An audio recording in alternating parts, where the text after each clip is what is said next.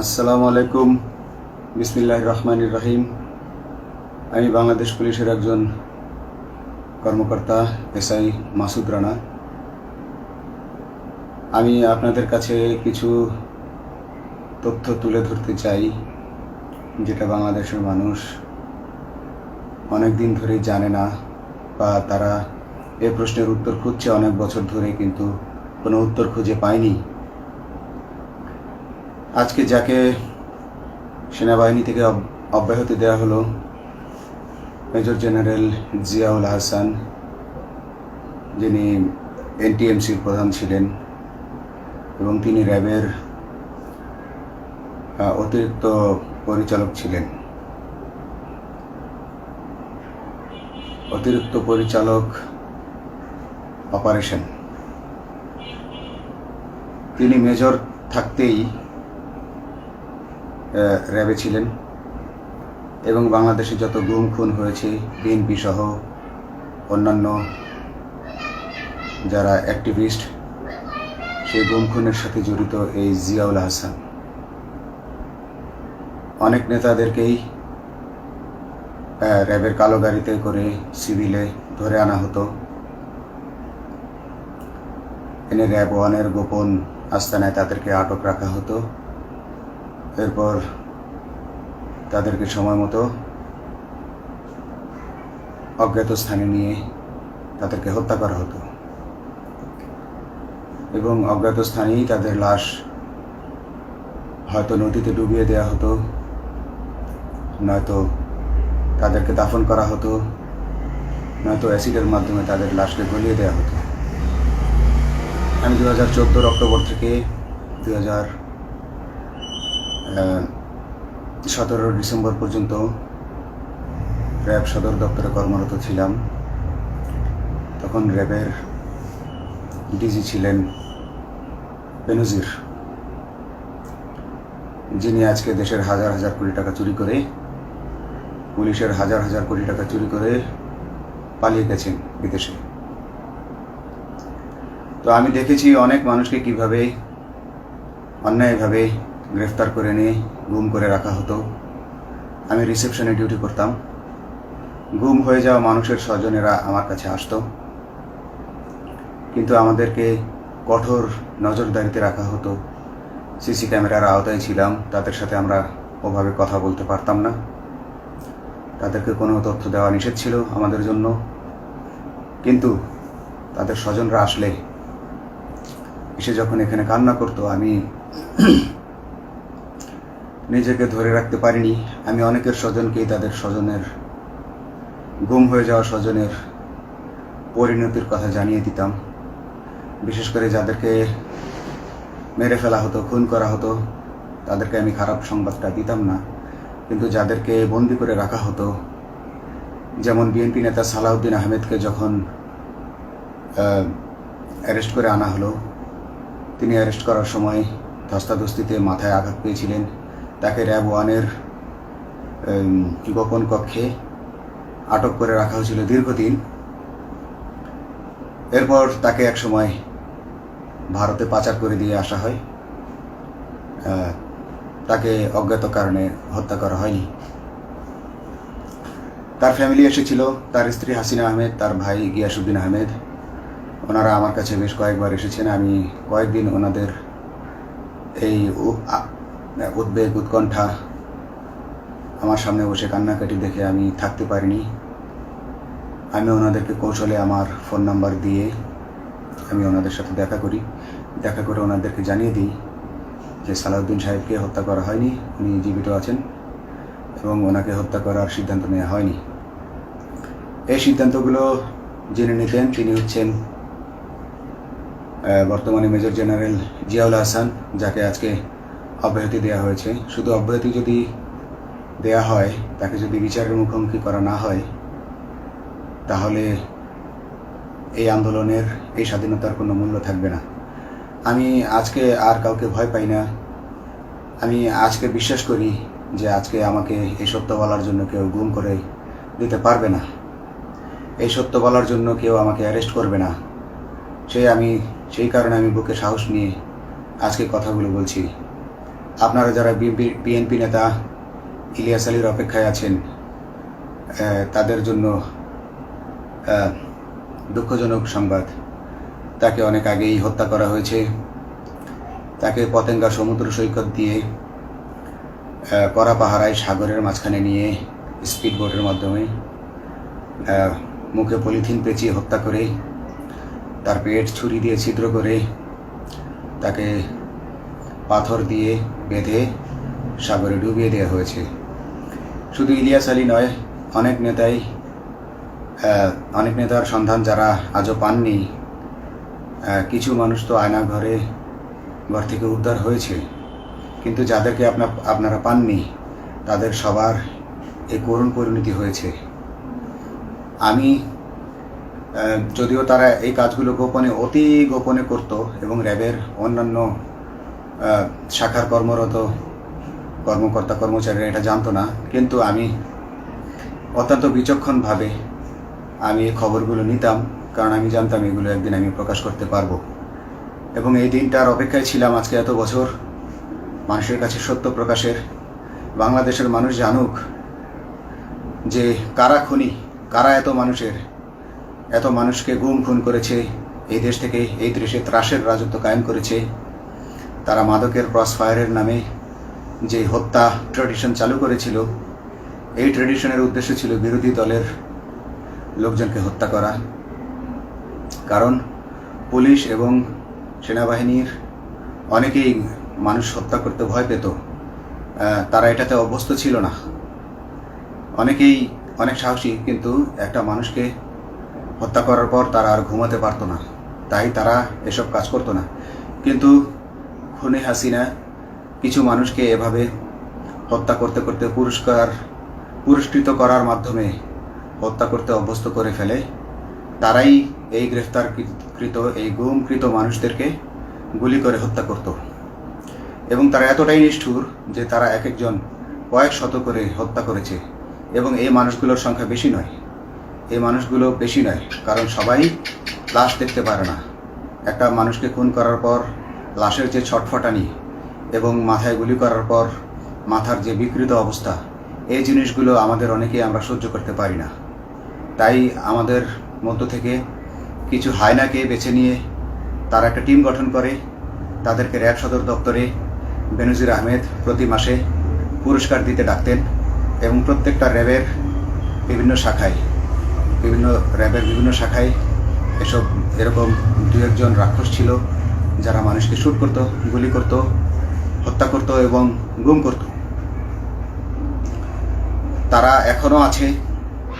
তাদেরকে আমি নতুন সরকারের কাছে দাবি জানাবো, তাদেরকে বের করতে হবে, তাদেরকে বিচারের আওতায় আনতে হবে। না হলে এত শহীদের বিনিময়ে যে ফ্যাসিবাদ থেকে, যে স্বৈর শাসন, যে খুনি হাসিনার হাত থেকে আমরা মুক্তি পেয়েছি, সে মুক্তির প্রকৃত মূল্য আমরা পাবো না, প্রকৃত স্বাদ আমরা পাবো না। এই খুনিদেরকে বের করতে হবে, এই খুনিদেরকে বের করে আইনের আওতায় আনতে হবে। বাংলাদেশ পুলিশ কখনোই গুলি করতে অভ্যস্ত ছিল না। আপনারা জানেন একসময় পুলিশ যে গুলি করতো না, এটা নিয়ে অনেক ব্যঙ্গচিত্র ছাপা হতো পত্রিকাগুলোতে, যে গুলি না করতে গুলি খেলনার বন্দুকে পরিণত হয়েছে। তো কিন্তু সেই নিরীহ পুলিশকে রক্তপিপাসু হিসেবে শেখ হাসিনা তৈরি করেছে। তবে সবাই নয়, কিছু কিছু মানুষ। আপনারা দেখেছেন এবং এই আন্দোলনের ভিডিও ফুটেজ দেখলেও দেখবেন যে কয়েক শত পুলিশের মধ্যে কেবলমাত্র কয়েকজনই জনতার দিকে গুলি ছুড়ছে।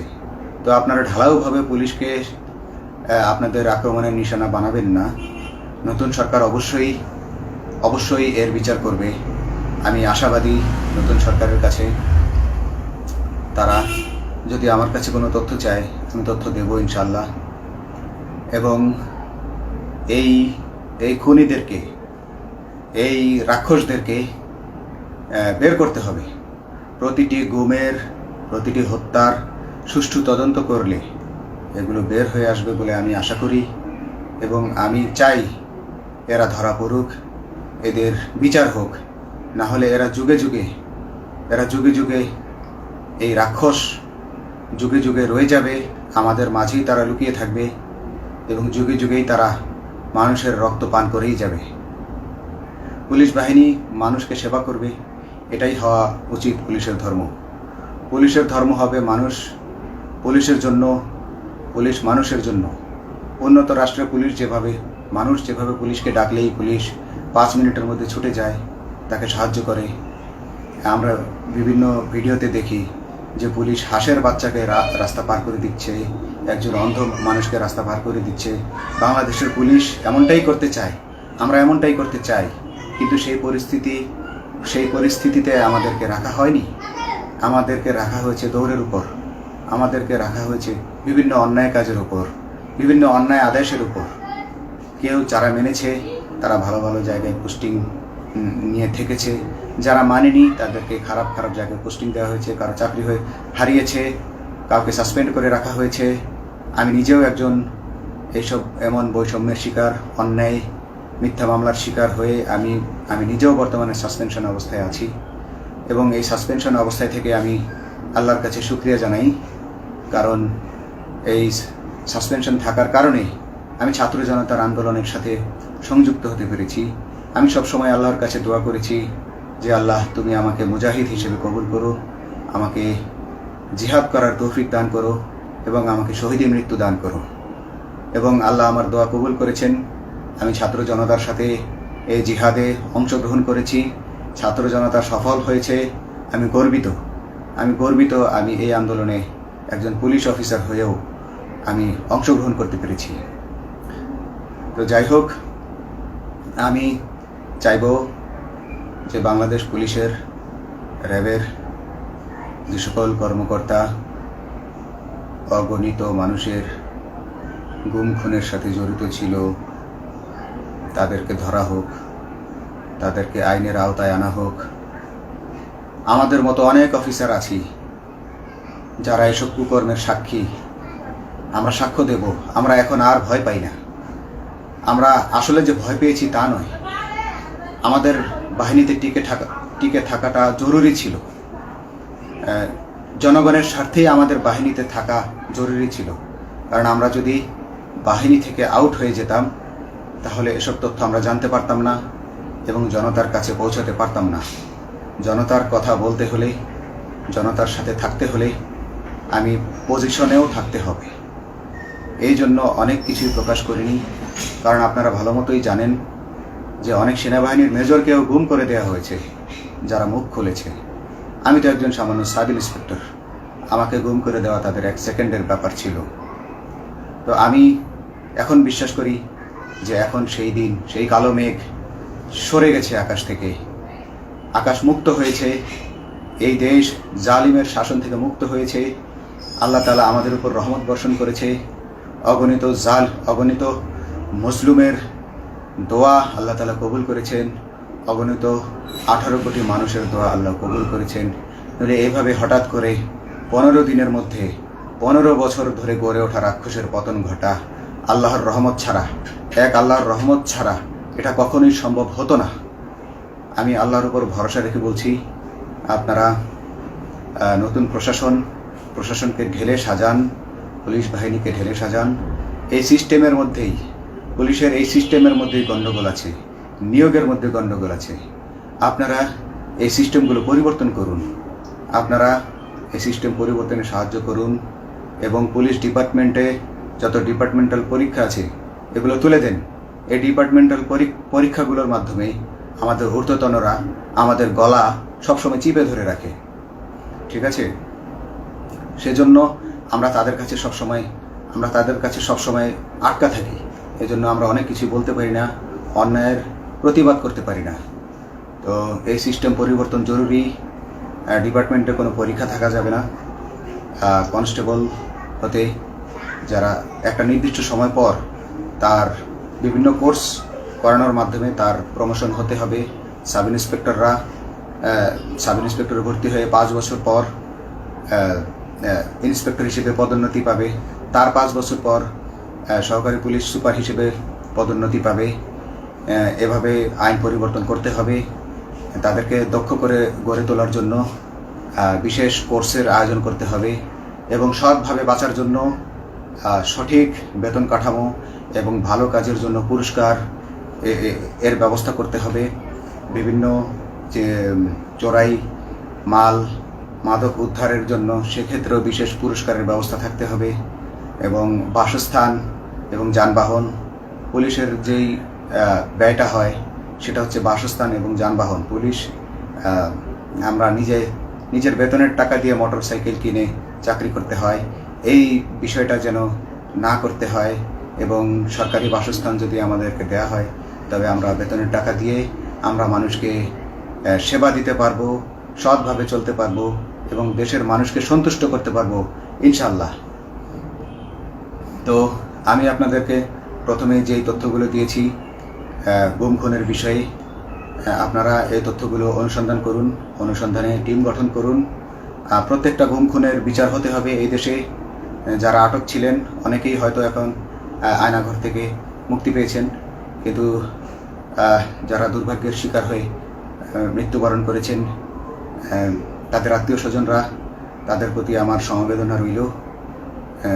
তারা জোর দাবি তুলুন, তারা সবাই সরকারের কাছে আপনাদের পরিবার পরিজনের নিখোঁজ হওয়ার বিষয়টি তুলে ধরুন, আপনারা জোর দাবি জানান এবং গুম খুন তদন্তে একটি তদন্ত কমিটি গঠন করা হোক, যেখানে কোনো পুলিশ বা সেনাবাহিনীর সদস্য থাকবে না। এটা হতে পারে বিচার বিভাগীয় তদন্ত বা অন্য কারো মাধ্যমে, কিন্তু এই হায়নাদের এই খুনিদেরকে বের করুন, বের করে এদেরকে শাস্তির আওতায় আনুন, তবেই এই তারা তাদের বলিদান সফল হবে। আসসালামু আলাইকুম।